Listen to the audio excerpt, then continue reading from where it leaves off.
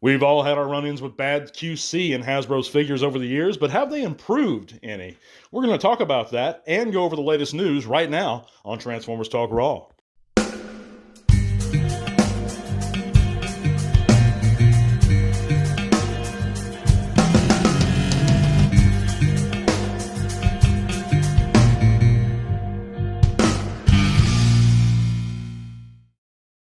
So, quality control is defined as a system of maintaining standards in manufactured products. And, like I was saying, guys, we've all had our problems with quality control with Hasbro over the years. But I think it's important to separate just a poor design from bad QC. And like examples of poorly designed figures would be, of course, the Beast Machines Deluxe Optimus Primal, who had that translucent plastic used in the shoulder joint, and it continually broke on many, many copies of the figure. Or it might be with the Combiner Wars Brawl, whose waist didn't tab in all the way. That's examples of poor design or a design flaw.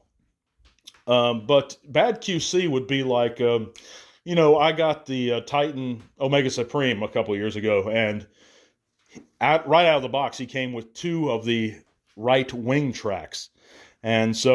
And because we bought him from a third-party seller, Hasbro would not do anything to correct the issue. But I digress.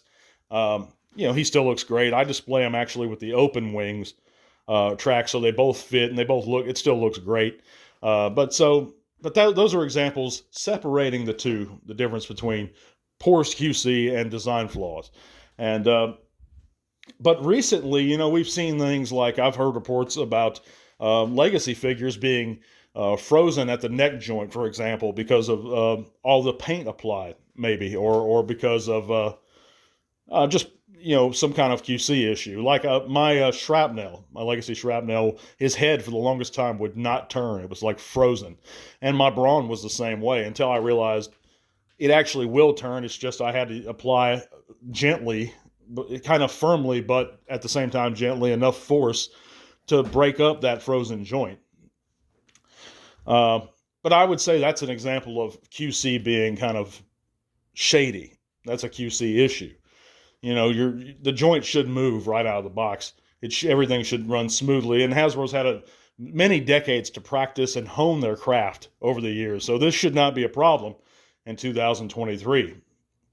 But QC is invariably always going to happen to some degree or another. My question is, has it gotten better? GPS is an example that we could get into. A lot of people say GPS, and I recently did a poll, and most people, Transformer fans, according to this poll, actually feel like Hasbro solved the issue of QC.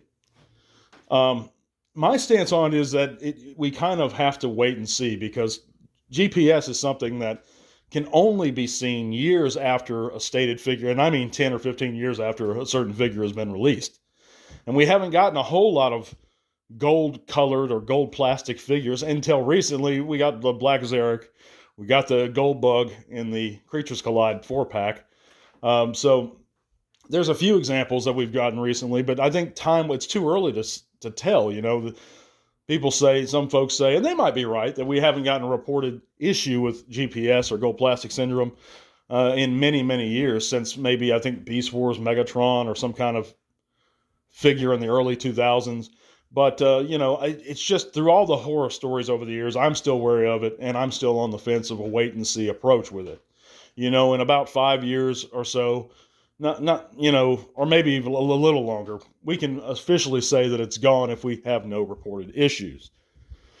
Well, what do you guys think? Let me know in the comments, and thank you so much for listening in this week, and I hope your work week has gone well, and your weekend goes great, guys. Whatever you're doing, if you're on the hunt for the latest figure or watching some football this weekend, I hope it's a wonderful weekend for you and you're able to relax a while. If you haven't heard, by the way, you can click all those links in the various links in the description below. It's going to take you to all kinds of cool stuff, including our Facebook group, where you can come share your own channels or pages, chat bots with us. And we'd all love to see you guys there. It's growing all the time. And you can help support the channel on Patreon. You can listen in on Spotify, and you can follow us on X. But yeah, guys, I mean, it's something that, there's a lot of things to talk about within this subject, not just GPS, not just frozen joints, But, right out of the package, we see sometimes limbs that have fallen off, or missing heads, or, that's not a common one, but we have seen things like that in the past. Yeah, this is an example of poor quality control. But I think that that's increasingly a rarer and rarer problem as far as missing limbs or wrong accessories. We do see the bad paint apps, which is why I'm against pre-ordering stuff. One of many reasons I'm against pre-ordering stuff is because you can't see the figure in hand or what sort of paint applications have been applied to the figure before you buy it. You can do this on the hunt. There's pros and cons to both of them, but because that figure may not be in stock or you may not be able to acquire it.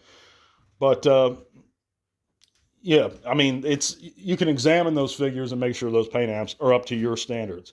But that's just one of those things when you're manufacturing a product at such a large scale, you're bound to run into some quality control issues. And even the third-party companies have seen this happen to them to a far less degree because less are produced. But yeah, let me know in the comments what you guys think. We're going to go right now into the news. And this week, guys, we don't have a whole lot of news this week, guys, but got a few things I'd like to go over. We have official in-hand images of the Legacy United Tigerhawk, and he looks really good, guys. I'm just kind of sour that they can't do vac metal anymore with these kinds of characters, the Transmetal 2s. I know it's really bad for the environment for them to engage in the vac metalization process, but I just really miss the chrome. But he does look great, and I'd rather have this than nothing. So if given that choice, I'll go with this all day, and he does look good. But moving on, we have a Transformers Hasbro Pulse fan stream that's been announced for November 14th. That's next Tuesday, of course, at the time of 11 a.m. Eastern, when most people are working. I just don't get why they continually hold these fan streams during a work day. I guess Hasbro just assumes that none of us work.